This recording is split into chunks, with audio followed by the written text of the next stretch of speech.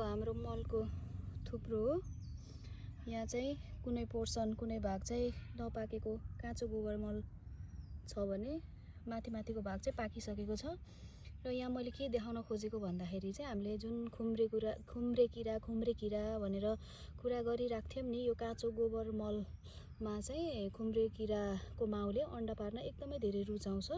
र यो काँचो गोबर मल चाहिँ पाक्दै जाने क्रममा चाहिँ तापक्रम पनि बढ्दै जान्छ र यो तातो न्यानोपनमा चाहिँ यो खुम्रे किराका यिनी लार्भाहरू पनि बढ्दै जान्छ। ल हेर्नुहोस् त। र पछि चाहिँ हामीले यो गोबर मल चाहिँ प्रयोग गर्छौँ र हामीले लगाएको बारीमा यो मकै, लहरे तरकारी बारीहरू र विभिन्न बालीहरूको जरा काटेर यसरी क्षति गर्छ यसले। त्यसकारण हामीले मल प्रयोग गर्दाखेरि चाहिँ पाकेको गोबर मल प्रयोग गर्यो भने चाहिँ यो खुम्रे